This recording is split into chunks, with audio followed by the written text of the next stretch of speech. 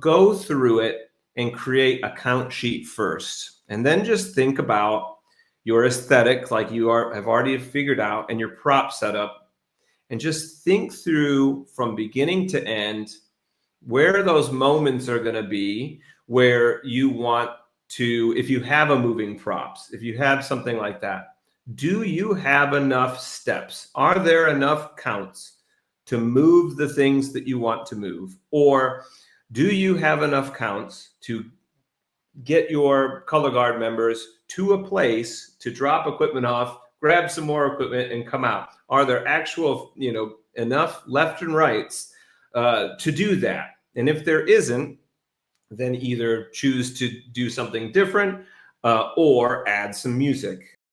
Hey everybody, it's Tim Hinton, the beast of the marching arts with the drill guru, Joe Huls. How are you, Joe? I'm fantastic. Thanks for having me. Absolutely. So everybody, we are going to give you so much helpful information about how to do the visual planning for your show. You need to have a great visual show and you need to plan it. And Joe, most people do not do very much or enough planning and research and getting ready, right? So this is what we're going to talk about.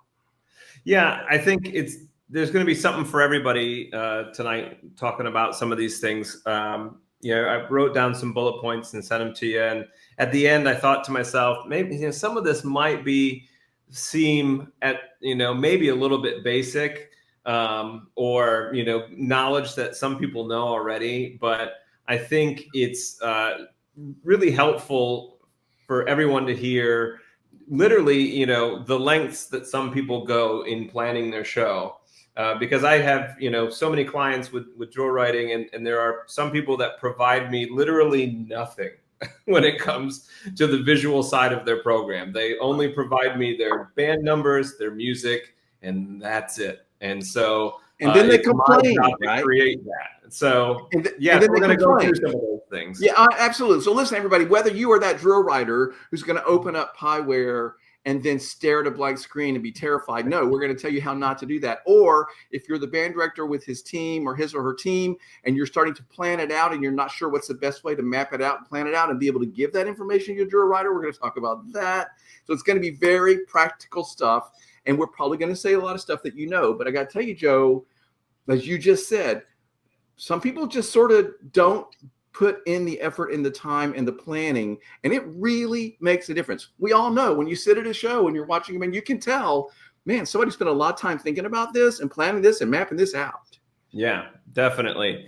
And we'll also have a little bit tonight too for any drill writers that are tuning in too, because I'll open up Pyware here in a little bit, and we'll look at some ways to take some of those ideas that your clients, or if you're a band director, that you have, and work together with your drill writer to use Pyware to help envision what it is that you want to take and put onto the field. So, yeah, it's one of those things where, band directors sometimes, I was a band director for 14 years, and, there was some things about, having a visual designer or a drill designer, and I just thought, well, I don't want to step on their toes. I want to let them have, their interpretation of what we're doing.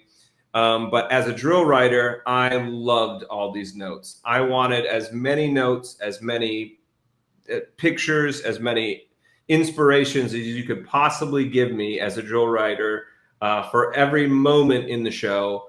It didn't hinder my creativity as a designer. I love seeing it. And some of the things we're going to talk about tonight will help, hopefully, all who are tuning in, band director, drill designer, color guard person, whoever it is that's helping put this show together. It'll hopefully give you that inspiration for next fall.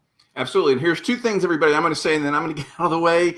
Number one, if you are that band director or guard person or drill person at a school, give them all that information, but then know that they're going to make it work as best they can. They cannot give you I'm sure you're going to say this, they cannot give you every single thing you want, but give them all the ideas. Give your drill person, your visual designer, everything, every idea you have, knowing that a lot of it will end up in the show, and then trust that professional to make the right decisions about what can happen when and how to make it work. The other thing I want to say is if you're watching live right now, thank you so much. You're awesome. We would love for you to be a part of this conversation. So there is a comment section where you can type in any comments or questions. So if Joe is explaining something and you're like, wait, I didn't understand what you meant, or can you tell me more about such and such, type it in. Or if you came with a question, type that in too. So Joe, I'm going to get out of the way and let you start. What do you want to start with? First thing you want to say? Yeah. So when I was putting some of this stuff together, I thought, I'll try to put things together kind of logically in order. So this is kind of assuming that you have your theme, and your music picked out. Even if you have it arranged or you pre-bought something or that type of thing. But this is assuming you have a good idea of what you want your band to play. So I think the first thing visually is not to start thinking about drill, and not to start thinking about moves and rotations and this type of thing and getting into the real details. The very first thing you need to think about is your aesthetic, and that is your colors, your flags, your props, whatever it is to help set the stage or the mood of the show. And it's important to get that feeling and that mood and that aesthetic put onto paper if you've got a lot of props, or if you have any bits of media that are going to go along with your presentation, that you kind of find those things first.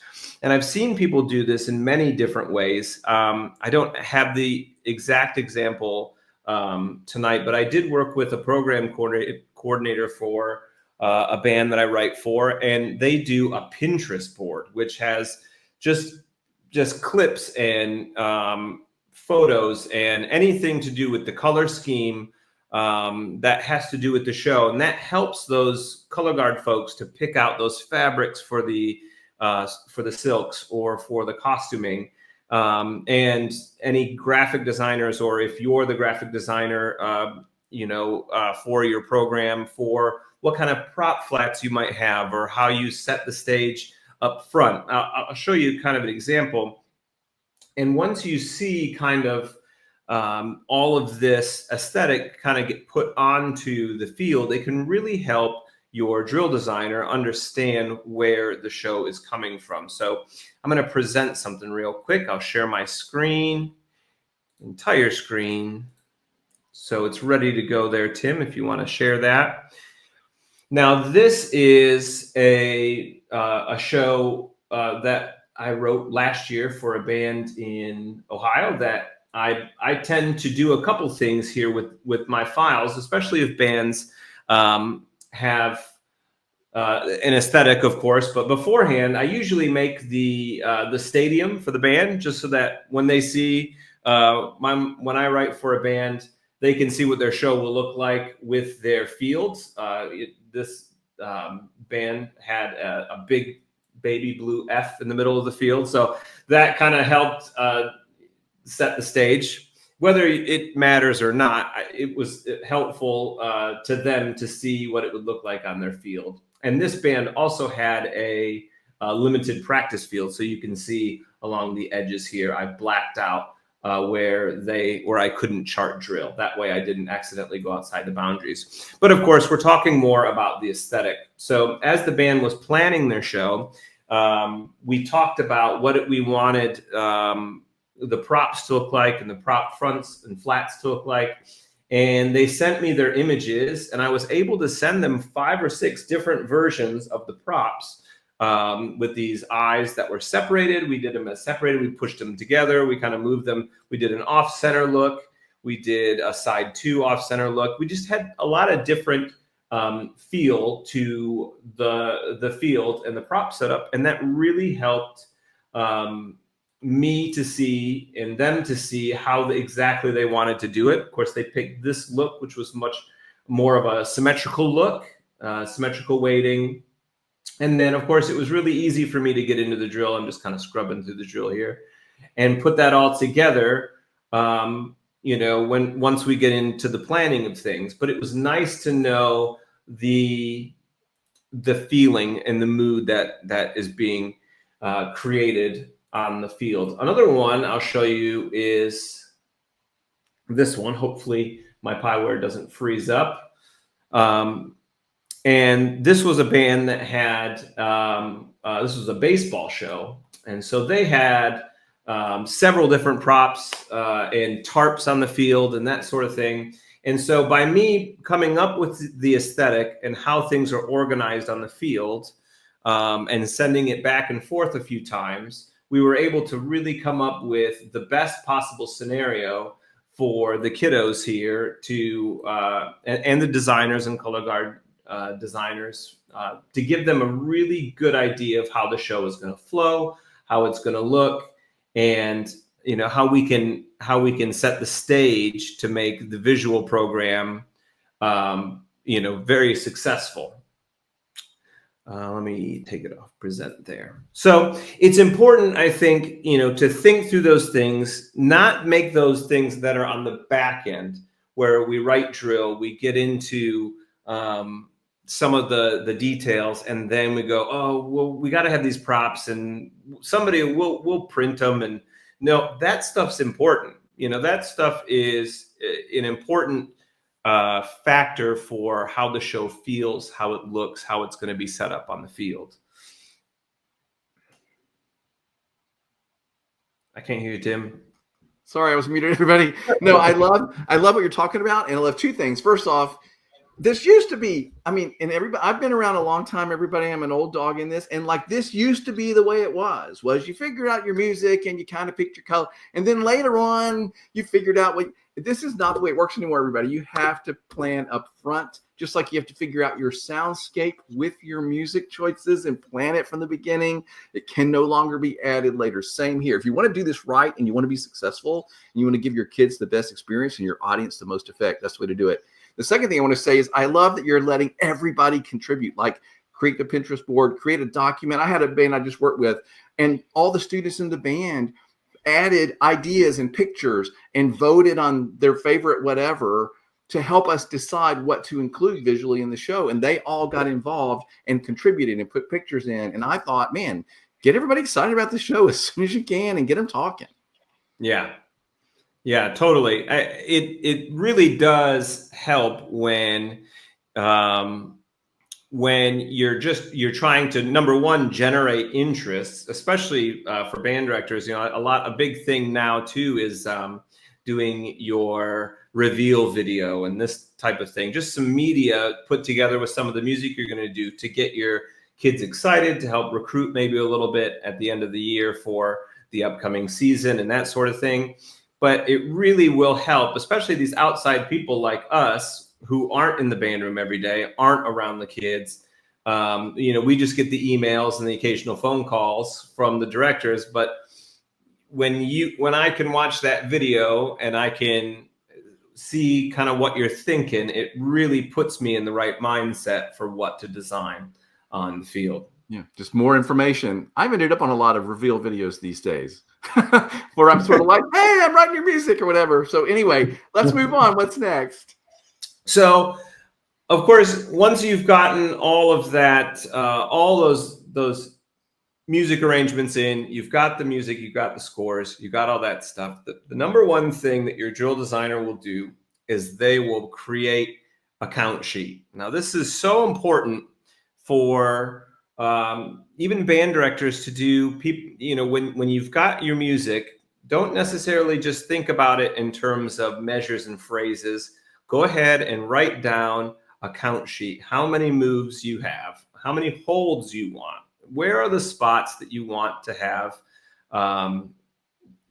definite halted positions where you don't want anybody moving. Maybe the music is challenging, or you just would rather do choreography to have, tell the visual story, that type of thing. But go through it and create a count sheet first. And then just think about your aesthetic, like you have already figured out, and your prop setup, and just think through from beginning to end where those moments are going to be, where you want to, if you have a moving props, if you have something like that, do you have enough steps? Are there enough counts to move the things that you want to move? Or do you have enough counts to get your color guard members to a place to drop equipment off, grab some more equipment, and come out? Are there actual, enough left and rights to do that? And if there isn't, then either choose to do something different or add some music. Or if it's too much, take some away. It's important to make the count sheet. And as a designer, I get the count sheet sometimes from band directors. And sometimes I modify it just a little bit if it fits a little bit better for a certain idea. But in most cases, I don't ever receive any sort of count sheet, even though it's kind of my job to do it, which is fine. But for the planning part of it, you don't want to get to your drill designer creating drill, and then they realize that there's not going to be enough counts to pull off what you're trying to do. I'll show you some examples. Let's see if I can open this up. I had a group last year that we got into their program and found that we wanted the props to move off of the field at some point. They had a lot of chairs, so they had tons of chairs on the field, like 64 chairs or something like that. And we got halfway through the opener and realized we just don't have enough counts to get these things off the field. Right. This is another example of having to plan this out up ahead, right? So like if you have to figure out your props or your set pieces or whatever you want to call these things that might move around. Gosh, especially if they move around, Joe. You need to do that early, because I got to tell you, as a music arranger, I've got to leave space in the music for this too. Because if the low brass is all schlepping flats across the field, I can't write them in. So it needs to be planned. Again, we're beating that dead horse. It has to be planned up front. And Joe, I like the idea of maybe the count sheet is interactive, like you map it out and then you share it with them and then they talk about it and etc. You have an example? There's an example. There it is. Yeah, so we had this great, all this great stuff going on where the woodwinds are over here and they're playing, they have the chairs, and then the brass are kind of on side two and they have the chairs back here. So there's, chairs everywhere. People were interacting with them, going up on them, coming down off of them, and it was great. But we got, I was probably to about this point into the program, about 25 pages in, and we got most of them off, but side two didn't really have enough counts. The drum line was in place, the rifles are ready to go, and we just needed some more music. But thankfully, we squashed that all way ahead of time. And I said in the planning process, and said, look, if you want the low brass to play that feature with chairs on the field, we're going to need much more drum line in order to, work out getting those things off the field. And thus we added a little bit more of a drum break, and then everything came back out and all was good to the end. But that was certainly one of those moments, I think, where the planning part and the planning stages and creating that count sheet really came together. The band director at this school at Hudsonville is so organized. And when we made that up, we looked at it, we just looked at the physical steps, and we knocked that one down right away and got it exactly the way we needed it, which was good. I've got one other example, hopefully, if my Pyware doesn't freeze up. By the way, everybody, while he's changing shows, if you're using chairs, Joe, whenever I like chairs on the field, I think they're awesome, but gosh, that's a headache to mark that drill down, write the drill. But anyway, I always have the same person move their chair the whole time. I personally would never write a show where like the guard moves chairs over here and then the winds move chairs over here. No, that's a nightmare. Like I always say, whoever's going to move that thing, they always move that thing. We're not Santa Clara. We're not that organized. We don't have all summer. You know what I mean? So either the guard or the winds are going to move these props. That's the way I always do it. Anyway, moving ahead. Yes. You have another example? Well, and I do. My Pyware crashed, so I'm opening it back up again. Okay. And in those planning stages, like we're talking about now, that's where moving props in any category, whether it's just even a chair or anytime you have an individual that has to move something, you just need to think through, when this student is absent from rehearsal, can we even do the show? Right. You have to have a backup plan. Can we only do the show if everybody's here? I remember my teaching experience. We had a show with a lot of moving props, and we would have kids absent, and it would turn into the staff's job to run out there and just kind of move things just to make the show work. Yeah. And so, my 2 cents on moving props is, it just needs to be worth it. And are you at a place with your kids and attendance and all of that to come up with a game plan for when the students aren't there, because it can turn into the bane of your existence if it's not. Right. And by the way, if you've never had set pieces that move around the field before, then the first year you just get set pieces that don't move. And then the next year you get set pieces and they move maybe once, maybe twice. You have to build up to it. And the other thing I would say, Joe, is whenever I'm charting drill that has this kind of stuff happening, is I always try to chart an extra person. So if it takes 2 people to move something, there's 3 there. And maybe that person's just walking along in the back. I don't care. But that way, if Susie's absent, Johnny can step in. Okay, we have another example. Here we go. Right. So this was a group that I did that had a lot of moving. They had a lot of moving stages. These 4 stages here, and then they had a bunch of other stuff in the back that also moved. And so, we really had to work out who was going to be the focus while these things all come together, and whether or not there was going to be enough, counts to make all of those things happen, similar to the previous example I just showed. But mainly also just to see what the physical size of all of this looks like when it was put together. So we tried to make everything to scale. They had this big kind of rock stage and rock band type look and feel to the show. And it was really cool. Probably before we even got the drill on the field, I would just write just the props coming together. And so I could hide everyone. And when I charted it, I just, even before I charted it, I did this, and I just hid all of the performers, and we could just look and watch to see how these things come together. And I could show them, what it would be like to reassemble all this stuff. So, these type of logistical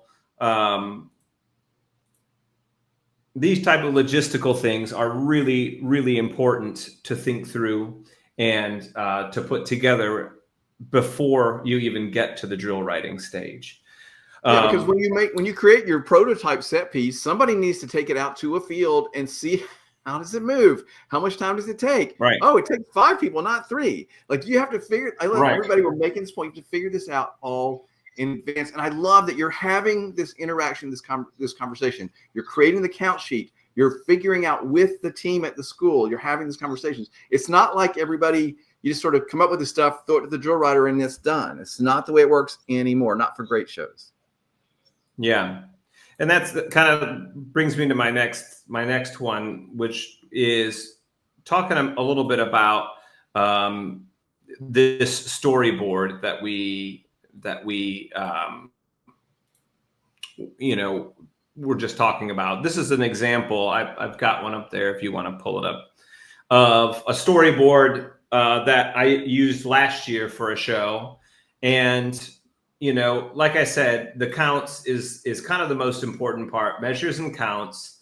And then usually I'll do a little description of what's happening in those bars. So the front ensemble's playing, or in this case, the saxophone is playing. And then, here's a full impact, kind of these types of descriptors, just so that it's all there. But then I also have, and this is shared with the whole staff, a couple other ones.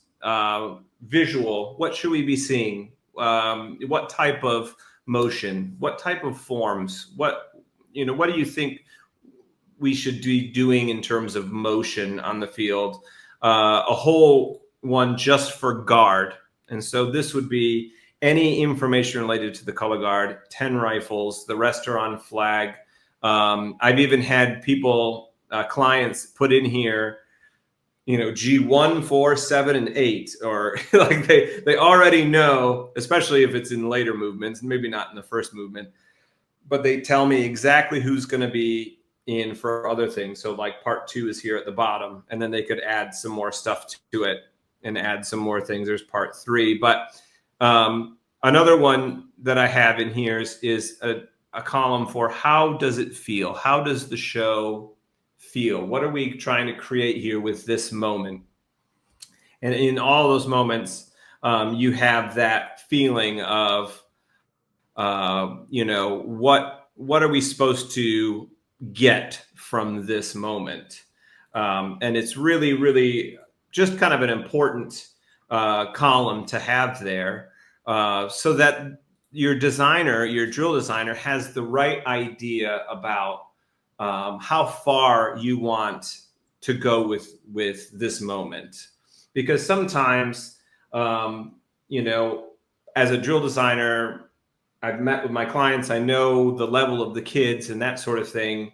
But if they put into that column, how does it feel? And they put, I want this to be the best drill sequence we've ever done. Or this is going to be really going to be a great chance for our rifles to show off what they can do. Then I know that this moment needs to be created by a drill move. This moment needs to be created by a rifle toss. This moment needs to be created by a drumline choreo thing. This needs, this little column of how does it feel? How does each moment feel really helps me to understand exactly who should be prominently displayed. And of course, I always have an other notes thing.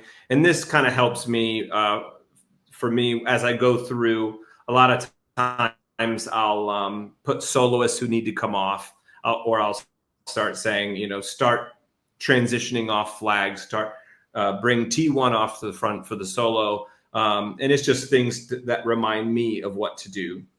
But this is usually shared with everyone on the staff. So it's shared with all the people that help teach. It's all the folks that are there, that are on the field, that are out there in the heat, and we all have this combined idea of the moment that we're trying to make within the show. So these storyboards can work wonders for your program to make sure that you get the tailored product that you're looking for as a director. And I alluded to this earlier, or talked about it earlier. I would say the majority of the bands that I write for don't do any of this. They don't send me any of these storyboards. I probably get half of the bands that I write for do it, and the rest just send me the music and the scores and the instrumentation and say, go for it. And that's okay. But it does leave the entire visual, product in my lap, and it will be what I think it should be. So again, it's really important when you're planning visually for your program to have a say in what you want your program to look like, because then you know that it will be right for your kids. Yeah, it needs to be a conversation. So if somebody doesn't create this count sheet and then the storyboard, you create them. Do you share them with them after that? Or do you try to get input from them after you've sort of mapped it out? Or do you just do your thing? Well, it depends on the client. But what I do is I first make my count sheet. And then if I have any info, if I have a storyboard, I have that open, of course, while I'm writing. And that really helps me. If I haven't been given any of that information, then yes, I create that for myself. I write down the counts, the measures, and then I put my own little things in to remember as I go. And then usually what I'll do is I will send an email to the director. Hey, I'm starting on movement 2 tomorrow. And here's what I'm planning to do. I'm going to, it looks like it's going to be around 10 sets of drill. I'm going to have these flags come off to get this and come out. And then we're going to have this. They're going to hold here and they're going to move a little bit more and then hold for the rest of it. And you can add some choreography to the hold. Does this all sound good? Send the email, and then hopefully I'll get a response, and they'll say, yeah, that sounds great, or no, I didn't want to hold there, or they'll give me some more information. But for the most part, I'll have the spreadsheet is mainly for me. Sometimes I don't put it all in a digital way. I do it in my planner. So I have my own planner where I just like to do it because I can write faster than I can type. And also in the planner too, I have like thumbnails and little things that I can write down. And I'll see if I can find a page where this is a new one. And in my count sheet and stuff, I'm always drawing a lot of pictures. Yeah, so I got like lots of pictures in there. And I got my count sheet kind of along the side. And then I'll go through, or even just do like an entire movement, but on one page of drill. So I'll just like do arrows and all kinds of other kooky stuff. And it looks terrible to anybody looking at it, but to me, it all makes sense, and then that way I can come up with that synopsized version of what I want that movement to look like. And then I can send it to them and they can come back and say, that will or will not work and change it in whatever way possible. But, just the basic stuff about the spreadsheet is so important. Where are you going to hold? Who's the featured soloist? Who's the featured groupings? Can they move a little bit, or do you must they hold? Working out the standstill moments is important. Coming up with dense forms versus curvilinear, color guard integrated versus color guard framing, symmetrical versus asymmetrical drill, all of this stuff that can be put into that storyboard really will help the director and the drill designer to work together to get what they really, really want. Yeah, and if by chance there's any drill designers watching tonight who are not familiar with this process, this is something I absolutely think you need to adapt and start using, because my job, I feel like, Joe, when I'm writing drill, is just to keep track of the right people, right? Because if I have that, T1 is a trumpet soloist and that person has got to be in a certain spot at a certain time, that takes planning to way ahead to make that happen. And certainly with color guard, I feel like I'm especially keeping track of key performers who should be the soloist or the one in the front of the wedge or whatever. That is my job.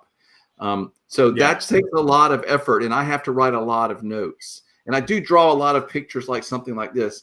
I want to make one other point. I hope I'm not jumping ahead to something you're planning to talk about, but you've said the word moment a lot. Are you going to talk about that, or should I say something now? Like, what is a moment? No, except that, well, here's the thing. I feel like now shows are designed as in moments, and that you make the moments happen. And it's interesting because I'm about to share on the Marching Roundtable podcast a whole series of conversations that I have with Scott Chandler about how he designs and does coordination and figures out the shows for the Blue Devils, of course, wildly successful, and all the other groups that he's worked with, Winter Guards and corps in Japan and the whole thing. So he shares a lot of information, but over and over in that information, he talks about how, really we're just creating moments now. And so that's what you're talking about is we all know that shows have these moments, right? But the way they're created has greater variety now than it used to. Sometimes it's you're all run over here instead of marching over here, or there's a guard thing or a drum thing. There's all these moments. So as you're storyboarding this out and you're mapping it out and you're setting your count sheet and you're making your plan, you're really going from moment to moment. And I think this is sort of what you were saying earlier. At least that's the way I think about it, is I want to make sure that the staff and the band director and I all sort of agree on what the key moments are and then what they might be. Is this a a big dramatic moment and the guard is featured? Is it a swing flag moment? Is it a drill moment? Is it, I feel like defining the moment, and then it's easy for me to write drill, Joe, because I'm really just writing toward the next moment, trying to make that transition look beautiful. But if I have these markers, these lighthouses all throughout, it's so easy to write. Right. Yeah. I won't pretend to know as much as the amazing Scott Chandler. I'm not anywhere near on that level, but he is right. If you can, in your plan, when you're planning for your production, you can listen to that music and you can think, okay, this sounds like this moving into this, and then this moment is created by, and then you have to go ahead and make a decision. And that's when your staff gets involved and you say, well, is this going to be a toss moment? Is this a characterized moment? Is this where the characters meet? Or is this a story moment? Do we have a moment here that we're telling a story in the show? Or is this a prop moment? Is this where the lights come on or the thing turns around? Because effect can be created by more than just kids hitting their dots. It's really important also to have a variety of moments in your show so that you're not always creating the same type of effect, because then it kind of gets lost. If every time it's ripple to here with one color guard person tossing, if it's that over and over again, that can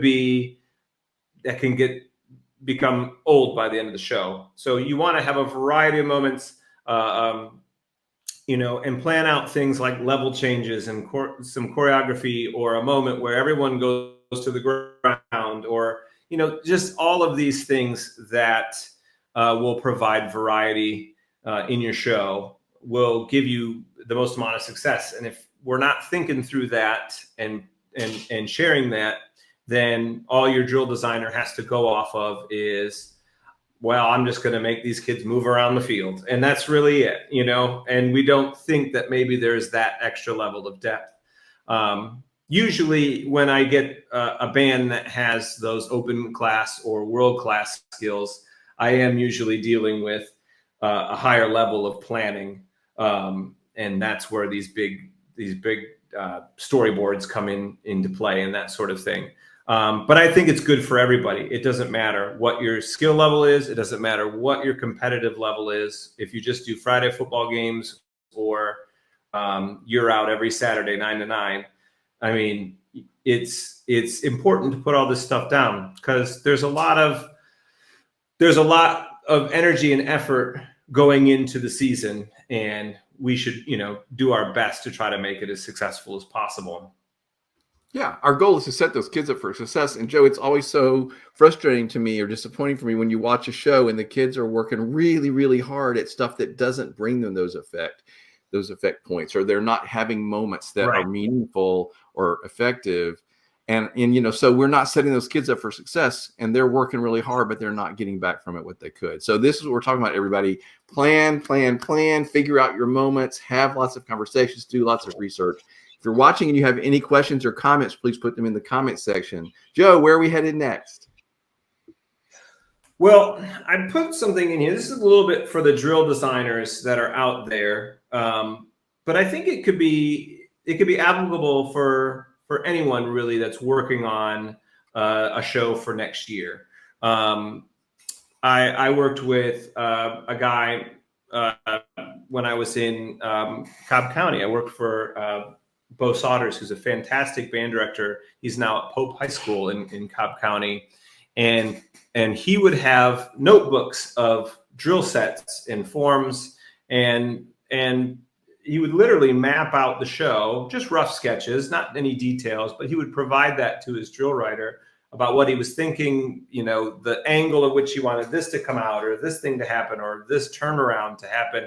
And he kind of planned moments on paper, and kind of, help guide his drill writer to making those moments happen.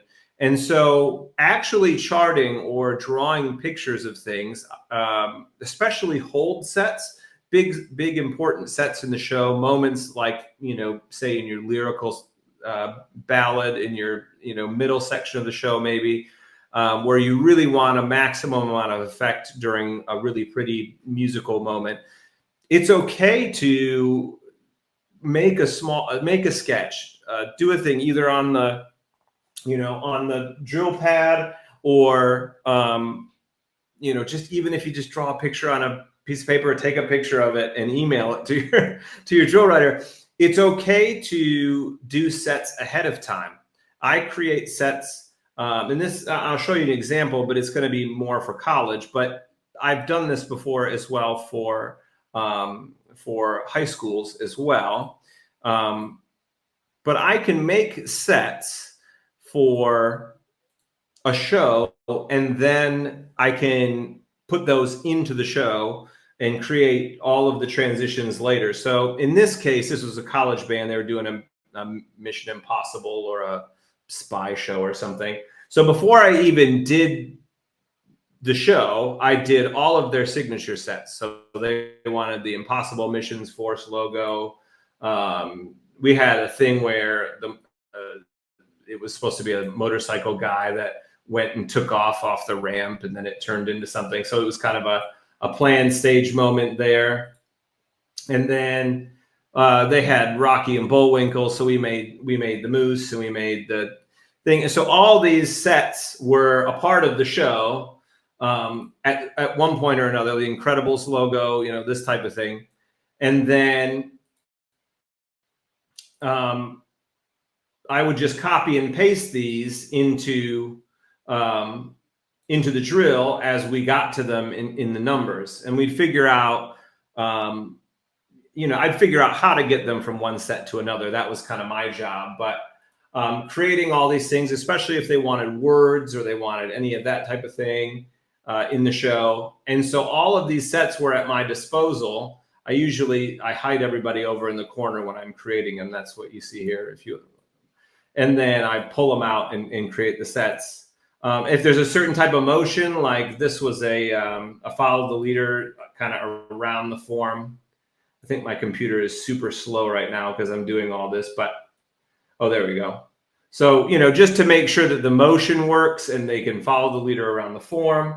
And so by creating these, what I call signature sets first, is something that is really important. I just had a meeting with a band at TMEA a month ago, and we had some of the show music done, and I went through and I made signature sets for all the big hit moments in the music that we had so far. So here was 4 different versions of what the kids could be standing in while we do this 32 count hit or this 24 count hit.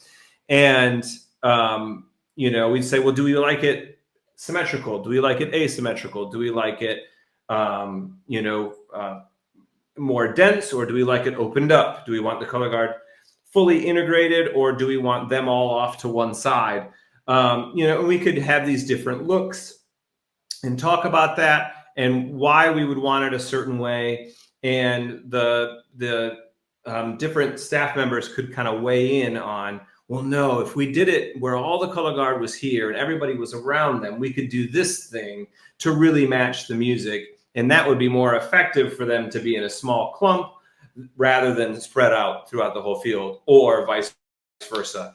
So thinking through those signature sets, those signature moments, those spots where you're going to be holding, and that it's an effect could be created by the actual staging and where people are, on the field, is really important. And I think it's important too for drill designers to understand. It helps them get into the band director's mind a little bit. I have some band directors that always want kind of a symphonic setup on the field. So no matter how things are, they still want the woodwinds to be able to be heard and to be in a position to add to the timbre, and so that they should never be behind the brass, this type of thing. It just kind of helps you. And I have others that don't mind. They said, put them anywhere, that's fine. But I have some that say, we don't need to put the low brass way up here, because then everything comes out of balance and we don't get the, the trumpets aren't putting their sound inside the tuba sound, and so it makes you really understand what the priority of the band director is. So when you see that sketch from them and it says, low brass here, high brass, woodwinds, this type of thing, you can understand and get into their head a little bit more. And thinking through those signature sets and those moments really will help your relationship and help give you a more tailored, tailored drill, more tailored production.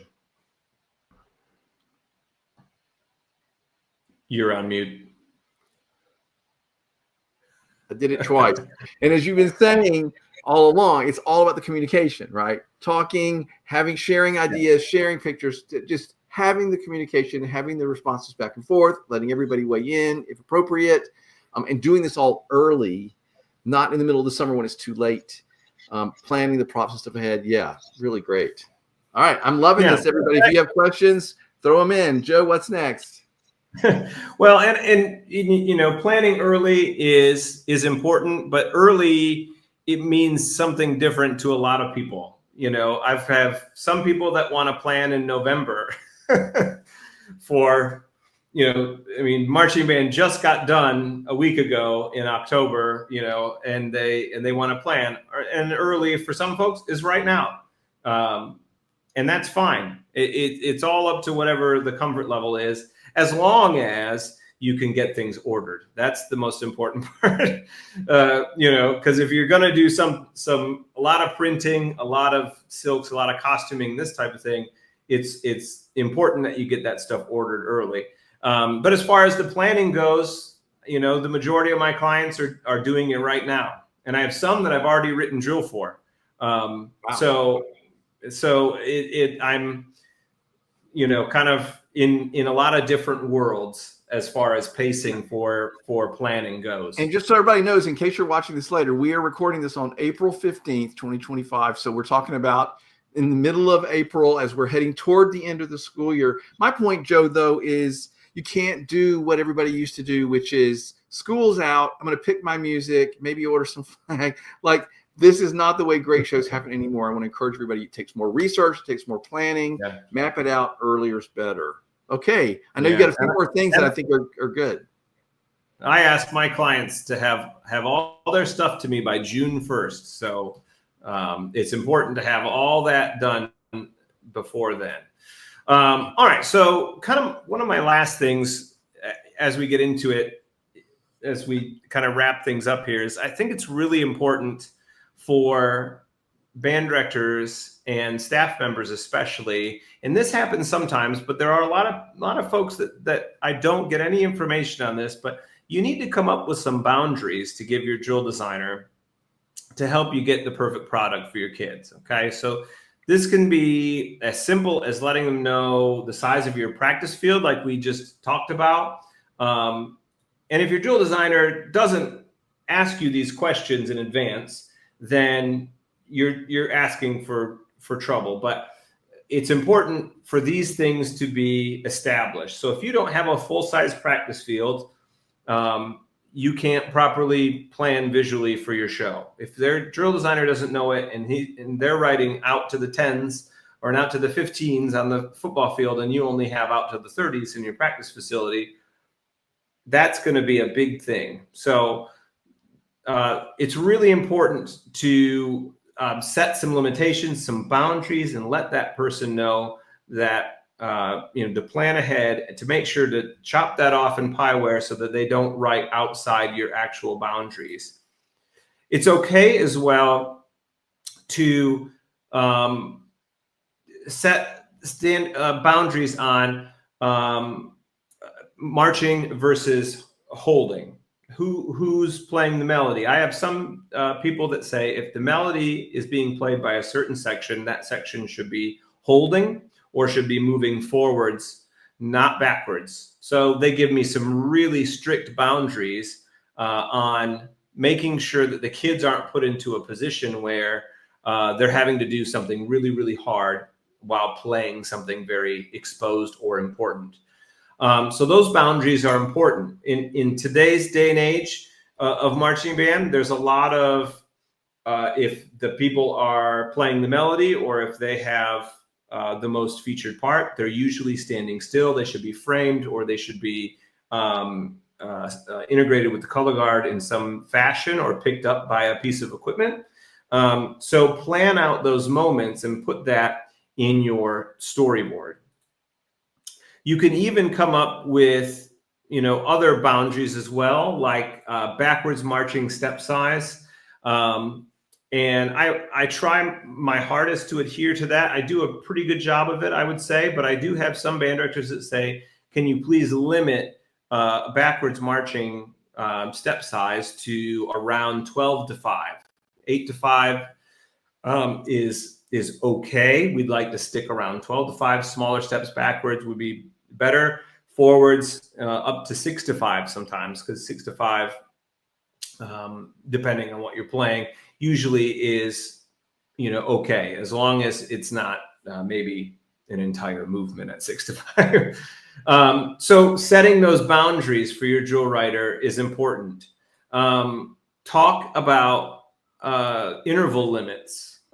It's okay to plan ahead and say, look, if there are color guard members on the field with flags, they should be 6 steps from everything else.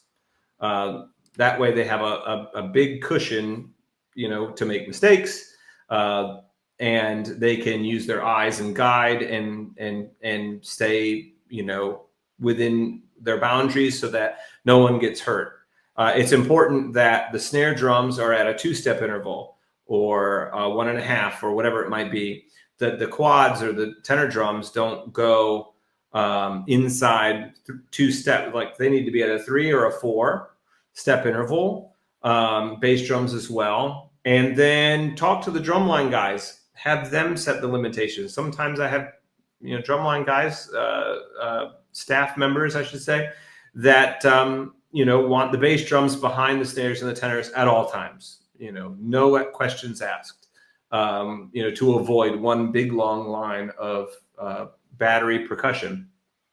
So those boundaries are really important to establish and can help me, especially on rewriting time, because sometimes this type of information, well, it used to, it doesn't anymore, because I ask these questions in my own planning for the show. But, in years past, before I did any of this, I would write the show, or I'd write a movement, send it on. Hey guys, look at it. And then they'd come back. Well, we like to have our drum line stacked this way, and we like to have the color guard here.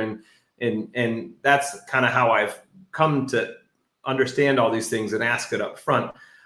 So it's important and can save you a lot of headache getting your drill customized for what you like. And then, of course, I guess the very last thing along that would be also let your drill designer know what kind of labels and symbols do you like. Do you like dots on the page, X's?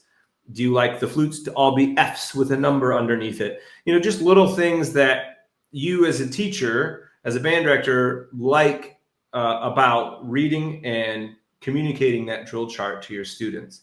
It's okay to let your drill designer know that.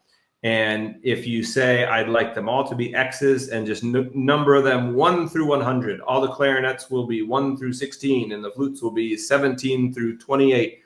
I've had teachers do that. Other people like the letters, other people like the symbols to match, or the little instrument pictures, because it helps them quickly identify who's who and how they can help teach that drill to the band. So all of these things, all of this info, I guess, to say it's important to plan. And it's okay to let your drill designer know all of these things. It's not going to be overload for me. I will embrace it, and it will help me to make that tailored product for you.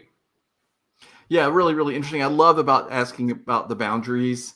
And you're a better man than I am, Joe, because I write drill with letters, and that's the way I do it. So sorry, everybody. You got to get used to that. I'm sorry. I guess I'm an old dog, and I've been doing a lot of that. I can't keep track of everybody if I don't know the F's or the flutes. But anyway, I do want to say one thing. If you're watching this, I did a conversation recently with Michael Gaines about asking him questions about visual design, and everywhere you can find that. Go to my new YouTube channel called Call Me Beast and look for that from Michael Gaines, or look on social media from Marching Roundtable. You'll find it. But anyway, I asked him a question that was really interesting, and I actually asked the same question to Rick and Andrea, who are director of Paramount Winter Guard, right? And I asked them the same question, which is, it seems to me to be terrifying to have no boundaries, because like if you have a group, like he's Mark, he's going to write for Santa Clara, right? Okay, you have everything at your disposal. You have the best kids. There's the right number of them. They can all do anything you want to. He faces the same thing with Pride of Cincinnati, you know, the Winter Guard that just won the championship yet again. And I said, like, how do you deal with that? And his answer was, you give yourself boundaries. And I thought that was so fascinating. So the designers who have everything then create boundaries for themselves. And if you haven't heard that conversation, or the one with Rick Subel and Andrea Forch from Paramount, you should watch those, because they discuss this. I asked them this specifically. For example, this year, Pride of Cincinnati, the Winter Guard, they created a circular floor, right? They just took that big rectangle, they put a big circle on it, and then they decided, okay, nobody's going to go outside the circle. And then all of a sudden, you have all these performers that are really close together, and this gives you a project and a problem to solve. And this was their approach when they started on the show. And like Rick Subel talked about, they created a certain kind of flag that went from one end of the pole to the other. And it was really interesting. Like, okay, this is what we're going to play with. This is our idea. What does that do? What does that look like? You should watch those conversations. I know we're wrapping up, but we do have a question from someone that's watching, and it is the big question. And I actually think we might need to do a whole nother webinar, the conversation to discuss this, because Jose, hey, thanks for watching. He talks about he's a new designer, and one of the big struggles is transitions for color guard. How do you not make it look functional, or as I call it, the run for fabric, right? So this is a very long and involved thing. So should we even tackle it, or should we plan to do another time to talk about it? Well, do you want to address it at all tonight? Yeah, I can tackle it. I think the biggest thing is that when you need to do a silk change or an equipment change, is your eye needs to be taken somewhere else where the equipment change isn't happening. That's usually a recipe for success. Or if they are transitioning near where the action is happening, that the work and you communicate to the color guard designer director that the way in which that they go to the new piece of equipment and come out with it needs to be choreographed. But for the most part, if you take your eye away from where the action is happening, everyone's looking over at side one while things happen on side two. That's a recipe for success. The other recipe for success is do not ever have them all go at the same time. It's very important to have a layered thing. So take every other person, they can come off, keep the other half out, and then they switch and come off and come out, or you ripple it off and ripple it back on, that type of thing. The more layering you can add to any sort of transition, the better. And of course, if you can find ways to enhance the field, the setup, so that color guard don't actually have to run to get anywhere. Say they have prop flats along the back, or A-frames, or a stage here and a thing here, so that there are other places than the front and back sidelines or the side boundaries to get equipment. That can make things just so much nicer. And then, of course, like we said earlier in the webinar, there has to be counts built in for that.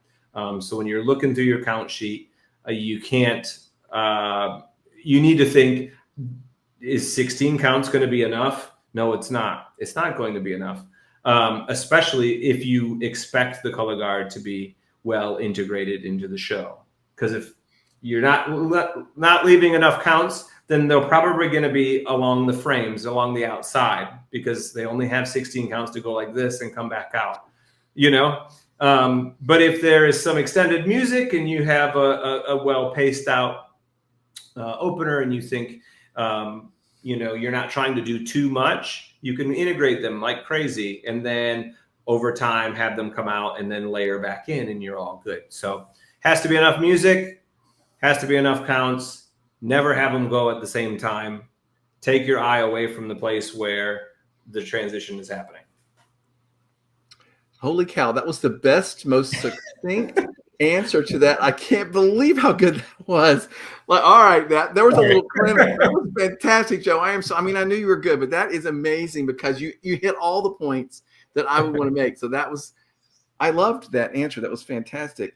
And by the way, Jose or whoever else might be dealing with this transition issue, I'll say this.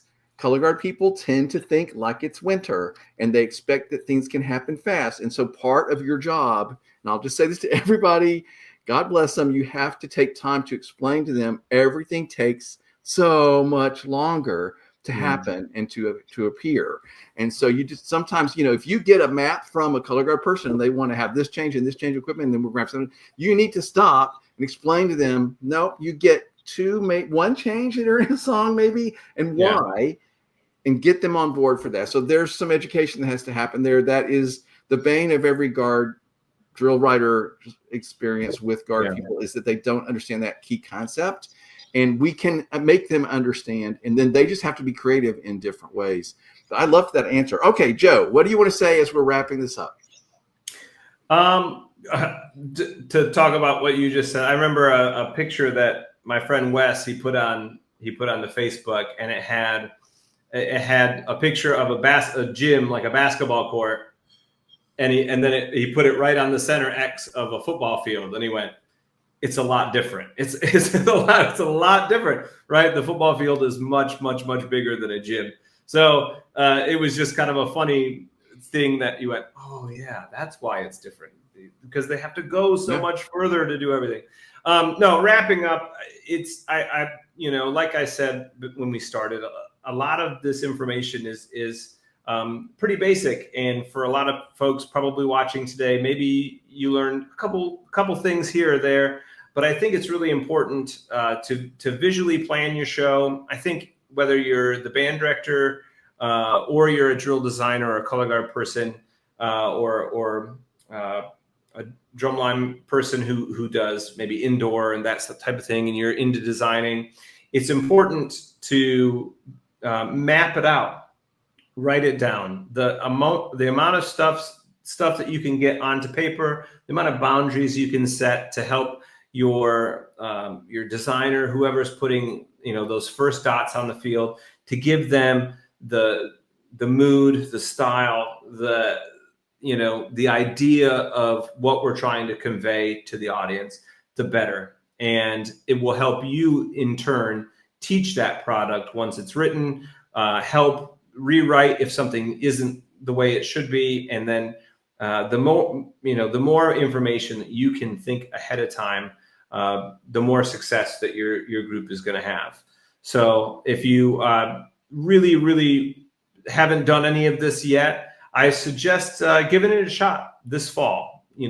Make your spreadsheet and put it all down. If you'd like a template or something from me, you can just contact me at drilldesignsolutions@gmail.com. Drilldesignsolutions.com is my website. I have lots of resources there and can help you get your planning journey started. Yeah, I love that. And by the way, somebody in the comments asked if anybody does lessons on visual design, and you do that, Joe, don't you? I do. I have I've done like one-on-one a little bit, but for the most part, people take my tutorial, which is at marchingartseducation.com, just to kind of get the basics of Pyware down. And then I have had several people that I mentor. So I do get a lot of people that will email me, and I'll say, send me some of your stuff. Just send me a file. Let's talk through it. Especially in the off season, it's really nice in December, January, February time when things are a little bit lighter. And I can say, oh yeah, and I'll look at it and I'll give them kind of a list of things that I would either change or do differently. Or if it's great, why it's great. And I'll try to, type that up too, give a lot of some glows and some grows, and then, help out mentor. So if you're interested in having a mentor or somebody that you'd like to look at your drill files, don't hesitate to drop me an email, drilldesignsolutions@gmail.com. Yeah, and absolutely. And at martialartseducation.com, his wonderful course about how it gives you tips on Pyware, tips on design, planning your stuff. All this is really, really helpful. So go there and find that. By the way, Joe, and as we're closing this, it reminded me, if you guys haven't seen it, go to the Marching Roundtable on our YouTube channel or on our website at martialartseducation.com. I had a conversation last year with the staff of Santa Clara Vanguard about their summer show, and they made the decision not to have any set pieces or props of any kind. And this was a strategic choice.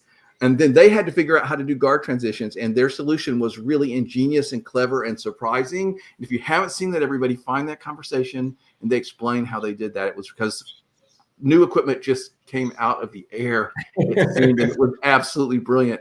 Yep. Joe, one of the best moments in DCI last year, towards the end of their show, where that flag just comes out of nowhere. Like comes out of nowhere, and they will tell you how they did it, and it was complicated, and they had to plan the hell out of that. So it's all about planning, everybody. Joe, you were wonderful, and you're so good at this. Thank you so much for sharing with us today. Thank you. Thank you for having me. Anytime. Thanks, everybody, for watching, and keep looking at the website and our newsletter and to know what's coming up next. Appreciate it, everybody.